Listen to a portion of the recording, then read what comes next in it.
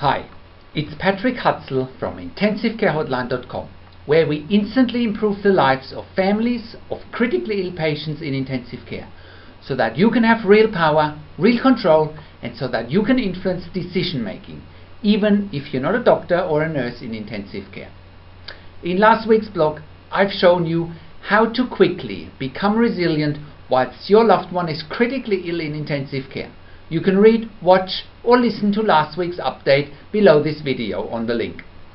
In this week's blog, I want to show you the 5-step contrarian advice for families of critically ill patients in intensive care that gives you control, power, and influence whilst your loved one is critically ill in intensive care.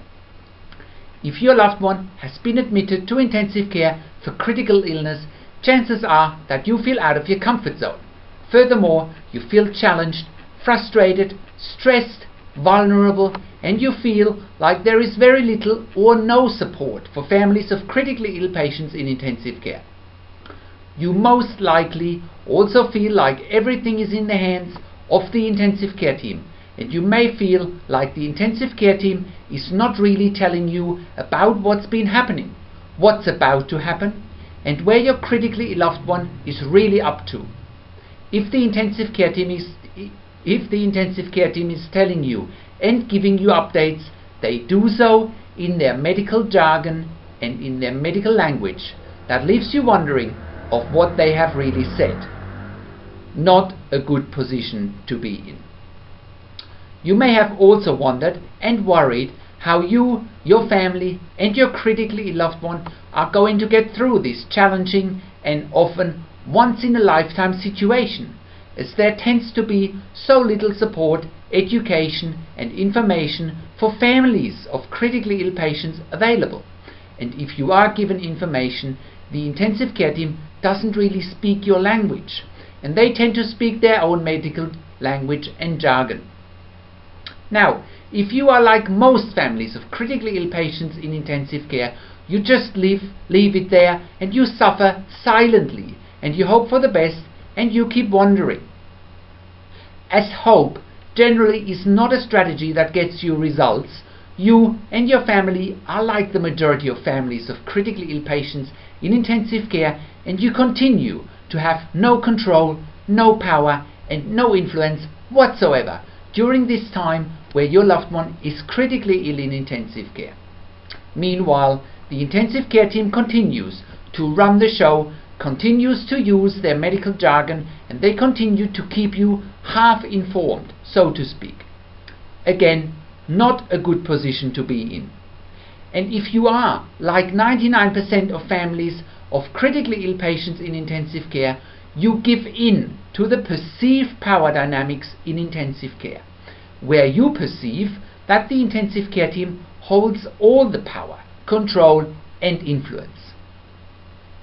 Unless you have started to think about getting informed and doing your own research, so to speak. This is a great starting point, and it puts you very close to those 1% of families of critically ill patients in intensive care who have control, power, and influence, because those families have realized that in order to get the best possible results and best possible outcome for their critically ill loved one, you need to do something about it. Get informed, do your own research, and also challenge the perceived dynamics in intensive care that the intensive care team has well scripted for you, so that you don't have any control, power, and influence. More importantly, in order to be in that 1% bracket of families of critically ill patients in intensive care who have control, power, and influence, you and your family need to take a very counterintuitive step, and you need to look at what 99% of the families of critically ill patients in intensive care do, which is being passive, and you need to do the total opposite of what they do. And the reality and the matter of the fact is that if you and your family do the total opposite of what 99% of families of critically ill patients do, you will find yourself in a position where you will have control, power, and influence, and you will be getting results. As I have said, you and your family need to go against the grain, and therefore I give you the 5-step contrarian advice for families of critically ill patients in intensive care that give you control, power and influence whilst your loved one is critically ill in intensive care. Number 1. Look at what other families, in fact 99% of families in intensive care, are doing, and do the complete opposite. Given that you have come to this website and that you have started to look for information about critical illness and intensive care, shows that you are taking the first steps to becoming informed, and you are probably fed up with the intensive care team not speaking your language and that they only use their medical jargon that you can't understand. As I have mentioned before, 99% of families of critically ill patients in intensive care suffer silently, and they don't question the dynamics and the power games that the intensive care team is playing, and those families of critically ill patients in intensive care continue to have no power, no control and no influence. You are well on your way in turning the perceived power dynamics around, and you are well on your way to have control, power and influence if you continue educating yourself here at intensivecarehotline.com, and if you start challenging the status quo. Number 2. Keep asking the right questions. Most families of critically ill patients in intensive care are so overwhelmed, challenged, frustrated, vulnerable, powerless, stressed and without real support that their emotions have taken over and that they can't think clearly. Those families are therefore not in a position to simply ask the right questions. The reality is that if you simply ask the right questions, you get the right answers. If you are like 99% of families of critically ill patients in intensive care, you are overwhelmed by the perceived power of the intensive care team. If you, however, belong in that 1% bracket of families of critically ill patients in intensive care who have control, power and influence, you will ask the right questions, and you are not afraid to ask difficult questions, and some of those questions are questions that will take the intensive care team off balance, so to speak. And so they should, because if you're not asking the right and difficult questions, you stand very little chance in gaining any control, power or influence. But you can only ask the right questions if you are taking a crash course, so to speak, about intensive care, and if you quickly learn at intensivecarehotline.com what's important and what questions you need to ask in your situation. Number 3. You need to continue to be difficult and demanding. If you are like 99% of families of critically ill patients in intensive care, you are nice, friendly, and you think that the intensive care team holds all the power. And that's right, they have all the power if you are friendly and nice, and if you continue to think that the intensive care team knows it all. If you are, however, in that 1% bracket of families of critically ill patients in intensive care who have control, power and influence, you probably have also realized by now that when it comes to critical illness, long-term stays in intensive care, or even difficult decisions about end of life, withdrawal of treatment, withdrawal of life support and futility of treatment, you probably have gauged by now that the moving parts behind the scenes of an intensive care unit, the politics, the intrigue and the psychology play a major part in how the intensive care team positions themselves and your critically ill loved one's prognosis and diagnosis. Therefore, your positioning starts with asking the right questions, and don't be shy to ask difficult questions. Click on the related article here, the 5 reasons why you need to be difficult and demanding when your loved one is critically ill in intensive care. Number 4. Change your body language. Most families of critically ill patients walk around in intensive care with their arms crossed, their head down and a slumped and poor body language. As research has shown, more than 60% of what we say is in our body language, and only 7% or so is in the words we use.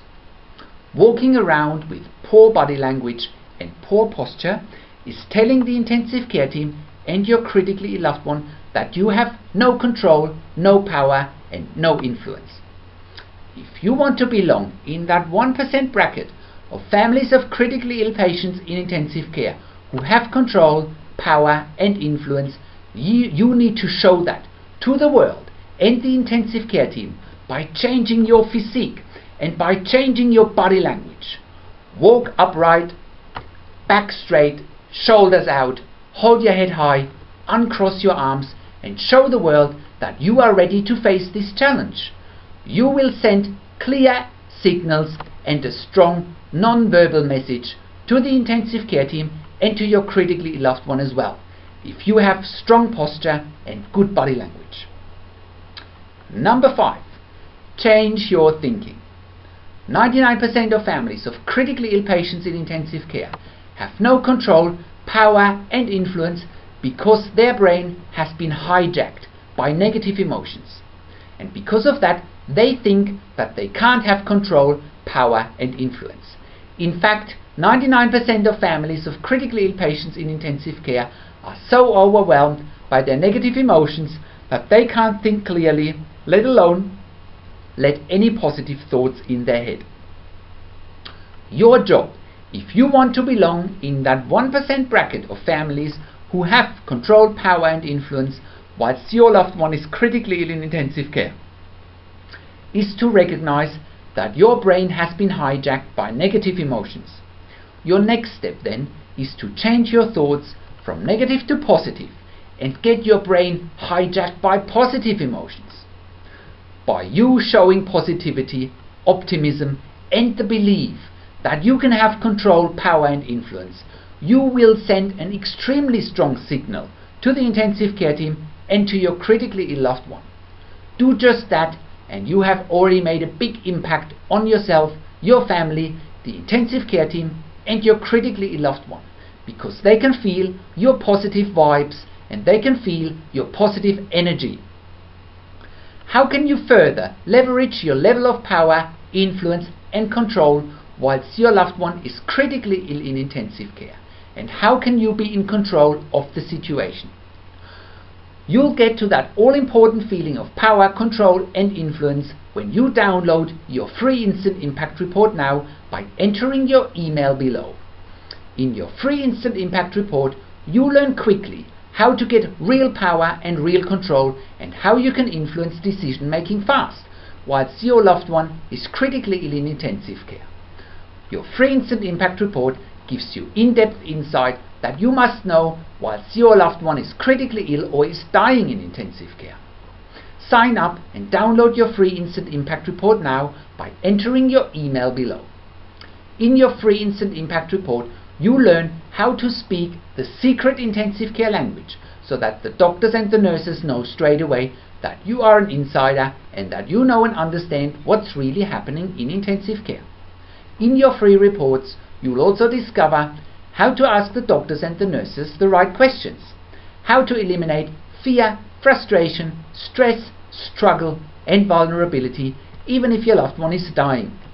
You get 5 killer tips and strategies helping you to get on the right path to control, power and influence in your situation.